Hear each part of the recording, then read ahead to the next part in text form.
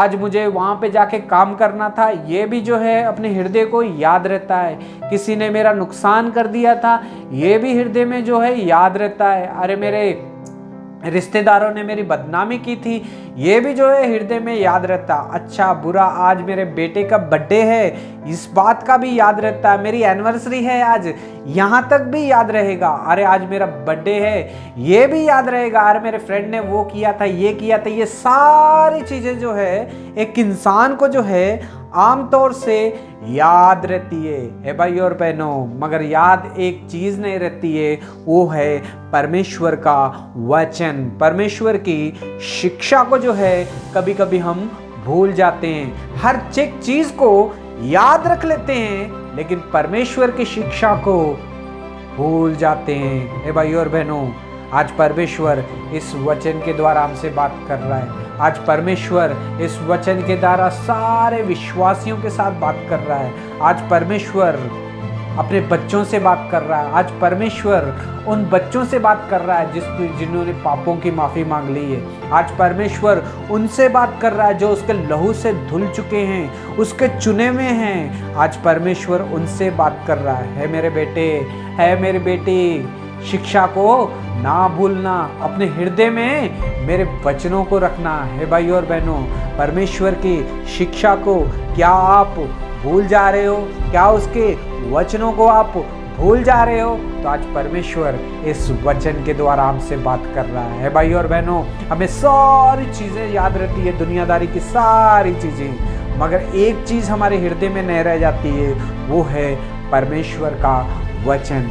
आज परमेश्वर हमसे इस वचन के द्वारा बात कर रहा है। आपका जीवन कैसा है? आपका विश्वास कैसा है? आप कैसे जी रहे हो और कैसे रह रहे हो?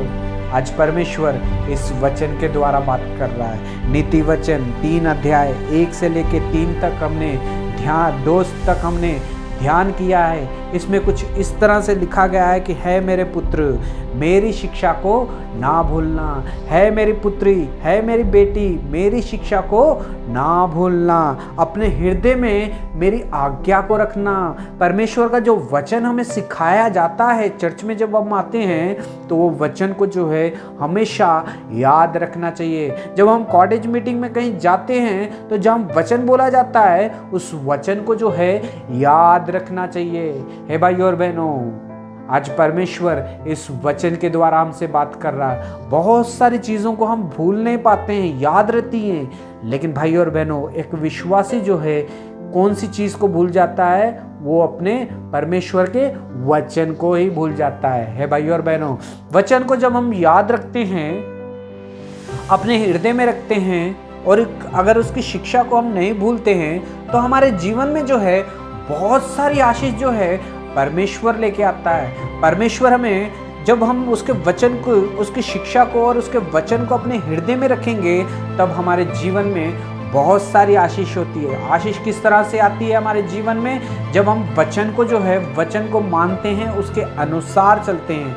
हे भाई और बहनों, अगर वचन हृदय के अंदर नहीं रहेगा, तो हमारे जीवन में जो है परीक्षाएं आएंगी, और हमारे जीवन में जो है परीक्षा आएगी, तो परीक्षा में हम स्थिर नहीं रह पाएंगे, परीक्षा पे हम खड़े नहीं रह पाएंगे।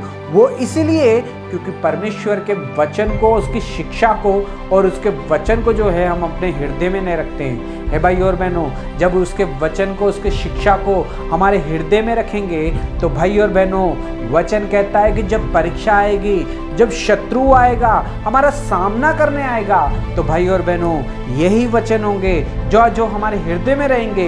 ये हमें स्थिर करेंगे, लड़ने के लिए, शैतान से लड़ने के लिए, उसे हराने के लिए सहायता और मदद करेंगे। हे भाई और बहनों, आज परमेश्वर इस वचन के द्वारा हमसे बात कर रहा है। बहुत सारे विश्वासी जो है विश्वास में कमज़ोर हैं। बहुत सारे विश्वासी जो हैं परीक्षा में फेल हो जाते हैं। बहुत सारे विश्वासी जो है थोड़े दिन तक विश्वास में रहते हैं, फिर से पीछे हट जाते हैं। वो इसलिए होता है क्योंकि वचन की शिक्षा जो है सुन तो लेते हैं, लेकिन उसके अनुसार नहीं चलते हैं। हृदय सुन लेते हैं, लेकिन उसे अपने हृदय में नहीं रखते हैं भाई और बहनों।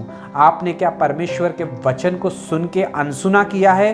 तो आज परमेश्वर इस वचन के द्वारा हमसे बात कर रहा है। अगर आप परमेश्वर के वचन को सुन के अनसुना करोगे तो भाई और बहनों आज परमेश्वर आपको भी देख रहा है।